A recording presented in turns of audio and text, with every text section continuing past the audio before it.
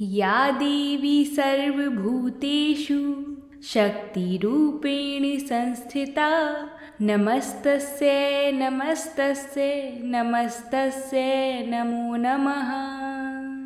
जय श्री कृष्णा दोस्तों, राधे राधे। आप सभी को नवरात्रि की बहुत बहुत शुभकामनाएं। माता रानी सबके घर में विराजमान हो और सभी के घर धन धान्य से भर दें। आज से हम नवरात्रि के शुभ दिनों में माता दुर्गा सप्तशती का पाठ करेंगे। आज हम आप सभी को दुर्गा सप्तशती का पहला अध्याय सुनाने जा रहे हैं। दुर्गा सप्तशती का प्रथम पाठ करने से साधक को मानसिक और शारीरिक सुख मिलता है। मान्यता है कि नवरात्रि में दुर्गा सप्तशती का पाठ करने से अनिष्ट का नाश होता है, घर में सुख शांति का वास होता है और ग्रह कलेश और धन संबंधी परेशानियां भी दूर हो जाती हैं। नवरात्रि के दिनों में दुर्गा सप्तशती का पाठ करना या श्रवण करना सबसे उत्तम माना जाता है।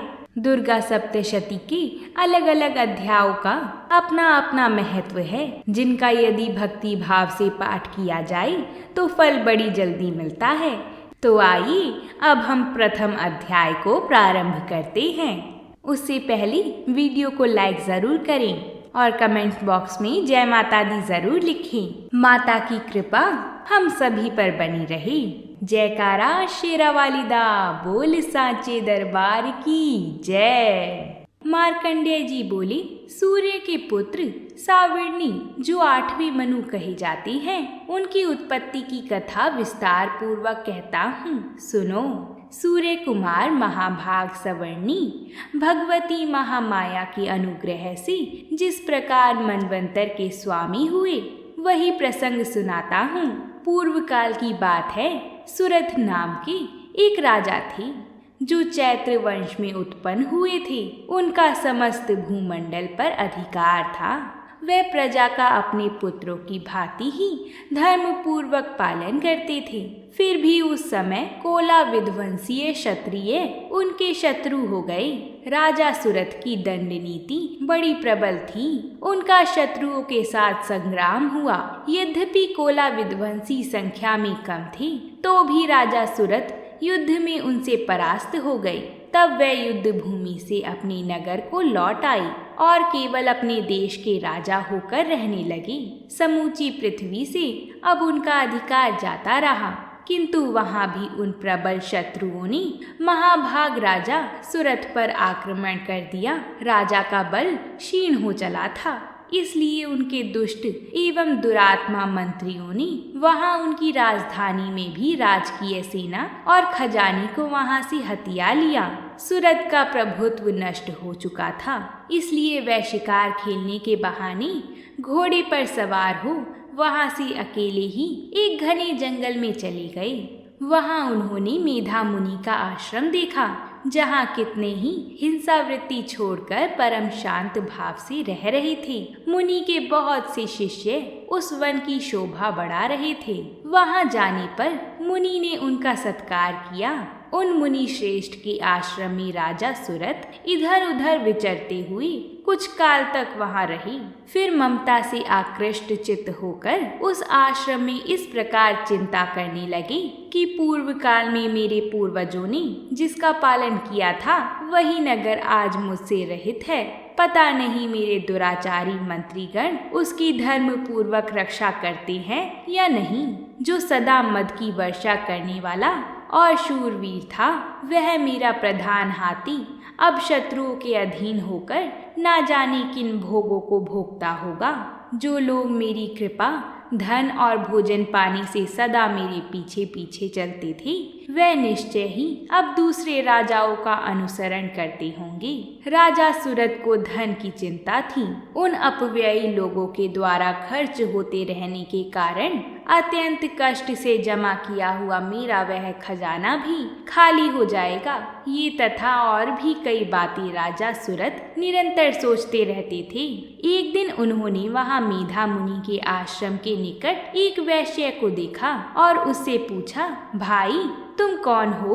राजा सूरत वैश्य से उसके दुख का कारण पूछते हैं। तुम्हारे यहाँ आने का क्या कारण है? तुम क्यों शोकग्रस्त और अनमने से दिखाई देते हो? राजा सूरत का यह प्रेम पूर्वक कहा हुआ वचन सुनकर वैश्य ने विनीत भाव से उन्हें प्रणाम करके कहा, राजन, मैं धनियों के कुल में उत्पन्न एक वैश्य हूँ। मेरा नाम समाधि है। वैश्य समाधि अपने दुख का कारण बताते हैं।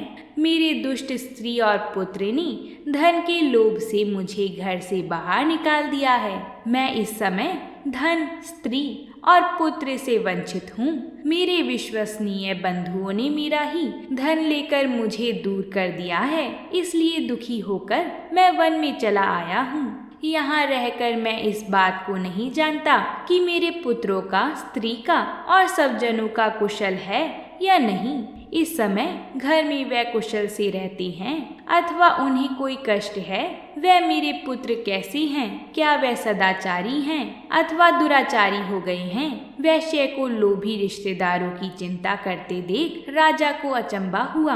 राजा ने पूछा, जिन लोभी स्त्री पुत्र आदि ने धन के कारण तुम्हें घर से निकाल दिया है, उनके प्रति तुम्हारे चित्त में इतना स्नेह क्यों है? वैश्य भी राजा की बात से सहमत होता है। वैश्य बोला, आप मेरे विषय में जो बात कहते हैं वह सब तो ठीक है। अर्थात जिन लोभी रिश्तेदारों ने वैश्य को धन के लोभ में घर से निकाल दिया, उनके प्रति मन में स्नेह के विचार क्यों आ रहे हैं? किंतु क्या करूं, मेरा मन निष्ठुरता नहीं धारण करता। जिन्होंने धन के लोभ में पड़कर पिता के प्रति स्नेह, पति के प्रति प्रेम तथा आत्मीयंजन के प्रति अनुराग को तिलांजलि दे मुझे घर से निकाल दिया है, उन्हीं के प्रति मेरे हृदय में इतना स्नेह है। लोभी परिजनों के लिए मन में स्नेह के विचार आते देख वैश्य को भी हैरानी हुई। महामती, गुणहीन बंधुओं के प्रति भी जो मेरा चित्त इस प्रकार प्रेम मग्न हो रहा है, यह क्या है? इस बात को मैं जानकर भी नहीं जान पाता। उनके लिए मैं लंबी सांसें ले रहा हूँ और मेरा हृदय अत्यंत दुखी हो रहा है। उन लोगों में प्रेम का सर्वथा अभाव है, तो भी उनके प्रति जो मेरा मन निष्ठुर नहीं हो पाता, इसके लिए क्या करूं? राजा सूरत और समाधि मेधा मुनि के पास गए। मार्कंडेय जी कहते हैं, तदंतर राजाओं ने श्रेष्ठ सूरत और वह समाधि नामक वैश्य दोनों साथ साथ मेधा मुनि की सेवा में उपस्थित हुए और राजा और वैश्य मुनि को प्रणाम करते हैं। उन्हें प्रणाम करके उनके सामने बैठ गए। तत्पश्चात वैश्य और राजा ने कुछ वार्तालाप आरंभ किया। राजा और वैश्य अपनी चिंता मेधा मुनि को बताते हैं। राजा ने कहा, मैं आपसे एक बात पूछना चाहता हूँ, उसे बताइए। राजा पूछते हैं, जो राज्य चला गया उसके प्रति चिंता क्यों हो रही है? मेरा चित्त अपने अधीन ना होने के कारण वह बात मेरे मन को बहुत दुख देती है। मुनि श्रेष्ठ, जो राज्य मेरे हाथ से चला गया है उसमें और उसके संपूर्ण अंगों में मेरी ममता बनी हुई है। यह जानते हुए भी कि वह अब मेरा नहीं है, अज्ञानी की भांति मुझे उसके लिए दुख होता है। और वैश्य को लोभी रिश्तेदारों के लिए स्नेह क्यों? यह क्या है? घर से अपमानित होकर आया है। इसके पुत्र, स्त्री और भृत्यों ने इसको छोड़ दिया है। सब जनों ने भी इसका परित्याग कर दिया है, तो भी इसके हृदय में उनके प्रति अत्यंत स्नेह है। इस प्रकार यह तथा मैं दोनों ही बहुत दुखी हैं। राजा और वैश्य मुनि से मोह का कारण पूछते हैं, जिसमें प्रत्यक्ष दोष देखा गया है। उस विषय के लिए भी हमारे मन में ममता जनित आकर्षण पैदा हो रहा है। महाभाग, तो भी हम में जो मोह पैदा हुआ है यह क्या है? विवेक शून्य पुरुष की भांति मुझ में और इसमें भी यह मूर्ता प्रत्यक्ष दिखाई देती है। ऋषि बोले, महाभाग, विषय मार्ग का ज्ञान सब जीवों को है। प्राणियों के विषय अलग अलग हैं, इसी प्रकार विषय भी सबके लिए अलग अलग हैं। कुछ प्राणी दिन में नहीं देखते और दूसरे रात में नहीं देखते, तथा कुछ जीव ऐसे हैं जो दिन और रात्रि में भी बराबर ही देखते हैं। यह ठीक है कि मनुष्य समझदार होते हैं, किंतु केवल वह ही ऐसे नहीं होते। पशु पक्षी और मृग आदि सभी प्राणी समझदार होते हैं। मनुष्यों की समझ भी वैसी ही होती है जैसी उन मृग और पक्षियों की होती है। प्राणियों की भी समझ मनुष्य जैसी ही होती है। यह तथा अन्य बातें भी प्रायः दोनों में समान ही हैं। प्राणी और मनुष्य दोनों में बच्चों के लिए मोह होता है। समझ होने पर भी इन पक्षियों को तो देखो, यह स्वयं भूख से पीड़ित होते हुए भी मोहवश बच्चों की चोंच में कितने चाव से अन्न के दाने डाल रही हैं। नरश्रेष्ठ, क्या तुम नहीं देखते कि यह मनुष्य समझदार होते हुए भी लोभवश अपने किए हुए उपकार का बदला पाने के लिए पुत्रों की अभिलाषा करते हैं। यद्यपि उन सब में समझ की कमी नहीं है, लेकिन वे संसार की स्थित अर्थात जन्म मरण की परंपरा बनाए रखने वाली भगवती महामाया के प्रभाव द्वारा ममतामय भंवर से युक्त मोह के गहरे गर्त में गिराए जाते हैं। इसलिए इसमें आश्चर्य नहीं करना चाहिए। जगदीश्वर भगवान विष्णु की योग निद्रा रूप जो भगवती महामाया है, उन्हीं से यह जगत मोहित हो रहा है। वह भगवती महामाया देवी ज्ञानियों के भी चित्त को बलपूर्वक खींचकर मोह में डाल देती है। वह ही इस संपूर्ण चराचर जगत की सृष्टि करती है तथा वह ही प्रसन्न होने पर मनुष्यों को मुक्ति के लिए वरदान देती है। वह ही पराविद्या संसार बंधन और मोक्ष की हेतु भूता सनातनी देवी तथा संपूर्ण ईश्वरों की भी अधीश्वरी है। राजा मेधा मुनि को देवी महामाया के बारे में विस्तार से बताने के लिए कहते हैं। राजा ने पूछा, भगवान, जिन्हें आप महामाया कहते हैं वह देवी कौन है? ब्राह्मण, उनका आविर्भाव कैसे हुआ तथा उनके चरित्र कौन कौन हैं? ब्राह्मण वेताओं में श्रेष्ठ महर्षि उन देवी का जैसा प्रभाव हो, जैसा स्वरूप हो और जिस प्रकार प्रादुर्भाव हुआ हो, वह सब मैं आपके मुख से सुनना चाहता हूँ। ऋषि बोले, राजन, वास्तव में तो वह देवी नित्य स्वरूपा ही हैं। संपूर्ण जगत उन्हीं का रूप है तथा उन्होंने समस्त विश्व को व्याप्त कर रखा है, लेकिन उनका प्राकट्य अनेक प्रकार से होता है। वह मुझसे सुनो। यद्यपि वह नित्य और अजन्मा है, तथापि जब देवताओं को कार्य सिद्ध करने के लिए वह प्रकट होती हैं, उस समय लोक में उत्पन्न हुई कहलाती हैं। कल्प के अंत में संपूर्ण जगत जल में डूबा हुआ था। सबके प्रभु भगवान विष्णु शेषनाग की शैया बिछाकर योग निद्रा का आश्रय ले शयन कर रहे थे। उस समय उनके कानों की मैल से दो भयंकर असुर उत्पन्न हुए, जो मधु और कैटभ के नाम से विख्यात थे। वे दोनों ब्रह्मा जी का वध करने को तैयार हो गए। प्रजापति ब्रह्मा जी ने जब उन दोनों भयानक असुरों को अपने पास आया और भगवान को सोया हुआ देखा तो सोचा कि मुझे कौन बचाएगा। एकाग्रचित होकर ब्रह्मा जी भगवान विष्णु को जगाने के लिए उनके नेत्रों में निवास करने वाली योग निद्रा की स्तुति करने लगे, जो इस विश्व की अधीश्वरी, जगत को धारण करने वाली, संसार का पालन और संहार करने वाली तथा तेज स्वरूप भगवान विष्णु की अनुपम शक्ति हैं। उन्हीं भगवती निद्रा देवी की ब्रह्मा जी स्तुति करने लगे। ब्रह्मा जी ने कहा, देवी, तुम ही सवाहा, तुम ही सवधा और तुम ही वष्टकार हो। स्वर भी तुम्हारे ही स्वरूप हैं। ओमकार की तीनों मात्राओं में देवी का स्वरूप है। तुम ही जीवन दायिनी सुधा हो। नित्य अक्षर प्रणव में अकार, उकार, मकार, इन तीन मात्राओं के रूप में तुम ही स्थित हो तथा इन तीन मात्राओं के अतिरिक्त जो बिंदु रूपा नित्य अर्ध मात्रा है, जिसका विशेष रूप से उच्चारण नहीं किया जा सकता, वह भी तुम ही हो। देवी, तुम ही संध्या, सावित्री तथा परम जननी हो। देवी, तुम ही इस विश्व ब्रह्मांड को धारण करती हो। तुमसे ही इस जगत की सृष्टि होती है, तुम ही से इसका पालन होता है और सदा तुम ही कल्प के अंत में सबको अपना ग्रास बना लेती हो। जगमयी देवी, इस जगत की उत्पत्ति के समय तुम सृष्टि रूपा हो, पालन काल में स्थित रूपा हो तथा कल्प अंत के समय संहार रूप धारण करने वाली हो। तुम ही महाविद्या, महामाया, महामेधा, महास्मृति, महामोह रूप महादेवी और महासुरी हो। तुम ही तीनों गुणों को उत्पन्न करने वाली सबकी प्रकृति हो। भयंकर काल रात्रि, महारात्रि और मोहरात्रि भी तुम ही हो। तुम ही श्री, तुम ही ईश्वरी, तुम ही और तुम ही बोध स्वरूपा बुद्धि हो। लज्जा, पुष्टि, तुष्टि, शांति और क्षमा भी तुम ही हो। तुम खड्ग धारिणी, शूल धारिणी, घोर रूपा तथा गदा, चक्र, शंख और धनुष धारण करने वाली हो। बाण, भुषुंडी और परिग ये भी तुम्हारे असल हैं। तुम सौभाग्य और सौम्यतर हो। सौम्य अर्थात विनम्रता, शीतलता, सुशीलता, कोमलता, इतनी ही नहीं जितने भी सौम्य एवं सुंदर पदार्थ हैं उन सब की अपेक्षा तुम अत्यधिक सुंदरी हो।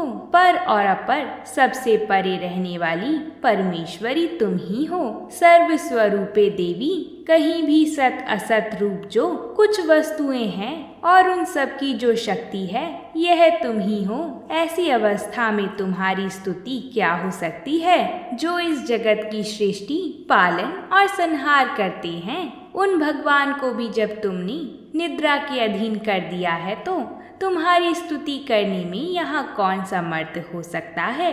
मुझको, भगवान शंकर को तथा भगवान विष्णु को भी तुमने ही शरीर धारण कराया है।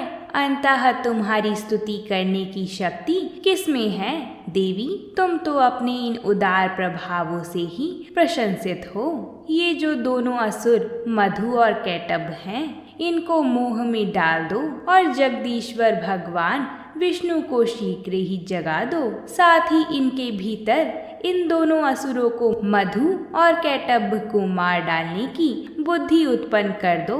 ऋषि कहते हैं, राजन, जब ब्रह्मा जी ने वहाँ मधु और कैटभ को मारने के उद्देश्य से भगवान विष्णु को जगाने के लिए तमोगुण की अधिष्ठात्री देवी योग निद्रा की इस प्रकार स्तुति की, तब वह भगवान के नेत्र, मुख, नासिका, बाहु, हृदय और वक्षस्थल से निकलकर अव्यक्त जन्मा ब्रह्मा जी की दृष्टि के समक्ष खड़ी हो गईं। योग निद्रा से मुक्त होने पर जगत के स्वामी भगवान जनार्दन उस एकार्णव के जल में शेषनाग की शैया से जाग उठे। तब वो असुर भगवान से कहते हैं, हम तुम्हारी वीरता से संतुष्ट हैं, तुम हम लोगों से कोई वर मांगो। श्री भगवान बोले, यदि तुम दोनों मुझ पर प्रसन्न हो तो अब मेरे हाथ से मारे जाओ। बस इतना सा ही मैंने वर मांगा है, यहाँ दूसरे किसी वर से क्या लेना है। ऋषि कहते हैं, उन दैत्यों को अब अपनी भूल मालूम पड़ी।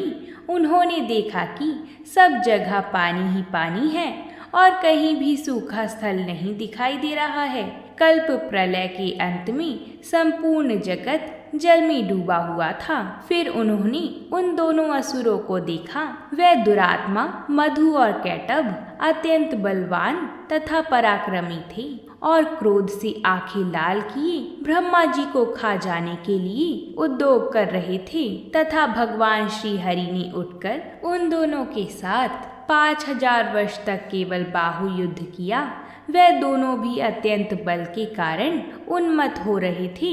तब महामाया ने उन्हें मोह में डाल दिया और वह भगवान विष्णु से कहने लगी। तब कमल नयन भगवान से कहा, जहाँ पृथ्वी जल में डूबी हुई ना हो, जहाँ सूखा स्थल हो, वहीं हमारा वध करो। ऋषि कहते हैं, तब तथास्तु कहकर शंख, चक्र और गदा धारण करने वाले भगवान ने उन दोनों के मस्तक अपनी जांघा पर रखकर चक्र से काट डाली। इस प्रकार ये देवी महामाया ब्रह्मा जी की स्तुति करने पर स्वयं प्रकट हुई थी। अब पुनः तुमसे उनके प्रभाव का वर्णन करता हूँ, सो सुनो। इस प्रकार श्री मार्कंडेय पुराण में सावर्णिक मनवंतर की कथा के अंतर्गत देवी महात्म्य में मधु कैटभ वध नामक पहला अध्याय पूरा होता है। बोलिए शेरों वाली माता की जय। दुर्गा सप्तशती का दूसरा अध्याय आप सभी को कल 11 बजे हमारे चैनल पर मिल जाएगा। माता की कृपा से आप सभी उसे जरूर सुनिएगा और जाते जाते कमेंट में जय माता दी जरूर लिख कर जाइएगा, जिससे हमें पता चलेगा कि आप सभी ने संपूर्ण कथा सुन ली है और साथ ही हमें आपका सहयोग और प्यार भी मिलता रहेगा। तो प्रेम से बोलिए जय माता दी।